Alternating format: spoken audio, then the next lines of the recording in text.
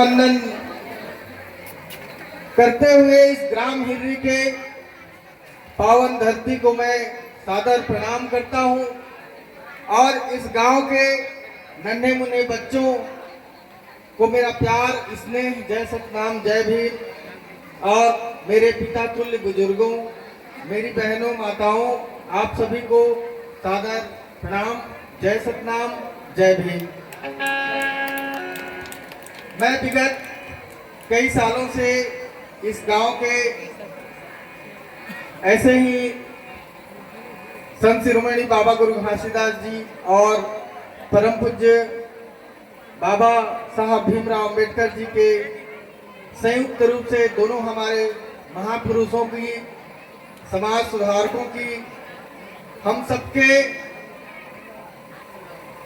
उद्धारक, हम सबके मसीहा की जयंती के रूप में आप लोग मनाते हैं।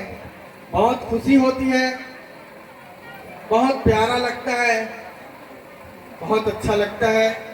आप सबको इसके लिए मैं बहुत बहुत धन्यवाद भी ज्ञापित करता हूं और आभार भी व्यक्त करता हूं कि मुझे ऐसे पावन अवसर पर आप लोगों के बीच आने का अवसर मिलता है।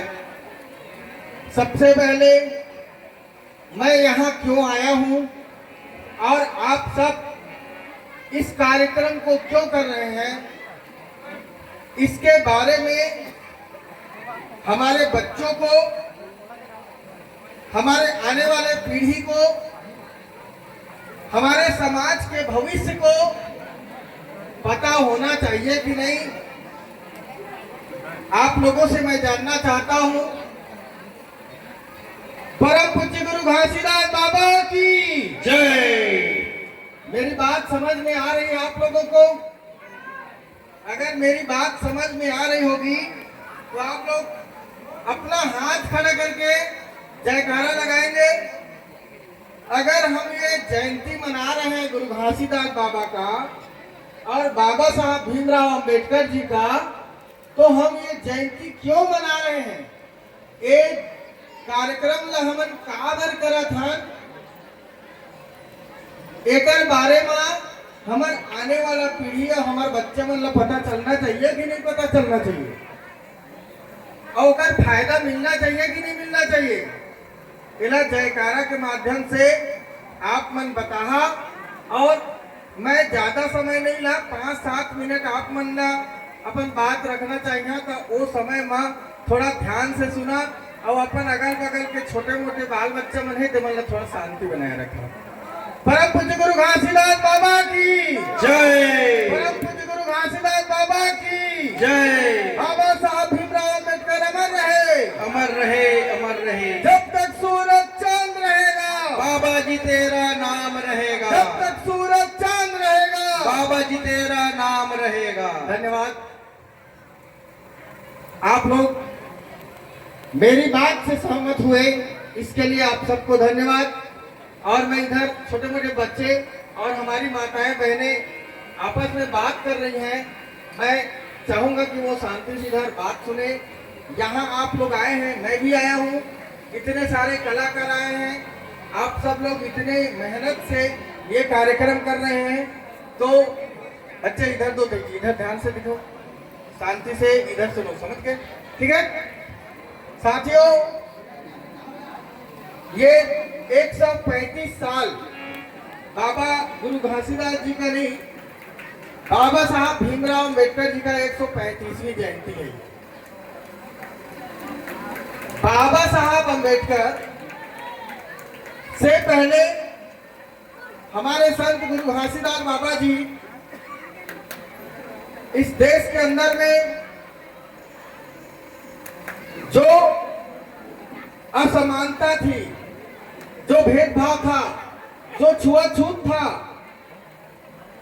उसके खिलाफ, जो अन्याय, अत्याचार, अंधविश्वास, जितने भी समाज के अंदर में जो बुराइयां थी, उस बुराई को खत्म करने के लिए हमारे बाबा गुरु घासीदास जी ने 250 साल पहले इसी छत्तीसगढ़ के अंदर में समाज के लोगों को रोटी लगा लगा कर, जैसे आज हम लोग यहाँ जयंती मना रहे हैं ना, ऐसे ही बाबा गुरु घासीदास जी गांव-गांव जाकर कुछ लोगों को इकट्ठा कर करके मनखे मनखे एक बरोबर, मतलब कोई जाति के नाम से ऊंच नीच नहीं है, किसी के साथ भेदभाव नहीं किया जा सकता, किसी के साथ छुआछूत करना अन्याय है, किसी के साथ भेदभाव करना अन्याय है।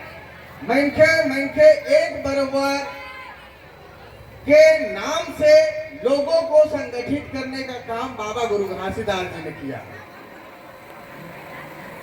और उस बात को लेके लोगों के बीच समानता असमानता थी, भेदभाव थी, ऊंच नीच था, छुआछूत था, हमारे लोगों के साथ बड़े पैमाने पे अन्याय अत्याचार होता था, हमारे घरों को जबरदस्ती लूट के ले जाते थे, हमारे घर में जो अनाज रहता था, चावल दाल सोना चांदी जो भी रहता था उसको लोग लुटेरे लोग आते थे, लूट के लेके जाते थे, हमारी माताओं बहनों के साथ जबरदस्ती अन्याय अत्याचार होता था, हमारे लोगों को जान से मार दिया जाता था। ऐसे जो हमारे समाज में खराब स्थिति थी, हमारे साथ जुल्म जाति होता था, उसके खिलाफ संत बाबा गुरु घासीदास जी ने संगठन बनाया, लोगों को संगठित करने का काम किया और उसके खिलाफ लड़ने के लिए तैयार हुए और लोगों को तैयार किए। आप लोगों को पता होगा बाबा गुरु घासीदास जी के सुपुत्र बलिदानी राजा गुरु बालक दास जी का फोटो देखे हैं? कितने लोग देखे हैं? ऐसे हाथ खड़ा करिए तो। उनके हाथ में क्या रहता है? तलवार। तलवार की जरूरत क्यों पड़ती है? तलवार की जरूरत अपनी रक्षा के लिए उसको उठाया जाता है या चलाया जाता है या लोगों को खत्म करने के लिए। तो या तो हथियार रखने वाला व्यक्ति अपने रक्षा के लिए उसको रखेगा या फिर किसी को खत्म करने के लिए। तो उस समय डाकू लोग आते थे और डाकू लोग क्या करते थे? डाकू लोग क्या करते थे? जिन लोगों को कमजोर समझते थे, जिन लोगों को सीधे साधे समझते थे, ऐसे लोगों के ऊपर हमला करते थे। तो उस समय सीधे साधे और कमजोर लोग कौन थे? सबसे ज्यादा हम लोग थे, हमारा समाज था। ऐसे परिस्थिति में बाबा गुरु घासीदास जी ने गांव-गांव चल चल के अपने पूरे परिवार को बलिदान कर दिए। अपने सारे बच्चे उनके शहीद हो गए, लड़ते लड़ते खत्म हो गए, मार दिया गया, शहीद हो गए और लड़ते रहे बाबा गुरु घासीदास जी ने। और उन्होंने सतनाम पंथ का स्थापना किया, जैत खाम का स्थापना किया। उस समय समाज के अंदर में इतना बुराइयां थी, इतना बुराइयां थी, लोग क्या करते थे? चोरी करते थे, व्यभिचार करते थे, जुआ खेलते थे, नशा पान करते थे, झूठ बोलते थे, विभिन्न प्रकार की बुराइयां हमारे अंदर थी। बाबा गुरु घासीदास जी ने सतनाम पंथ का संदेश दिया, उन्हीं चीजों को मना किया कि मनखे मनखे एक बरोबर का आंदोलन चलाया और लोगों को सत धर्म सतनाम पंथ पर चलने के लिए उन्होंने बहुत संघर्ष किया।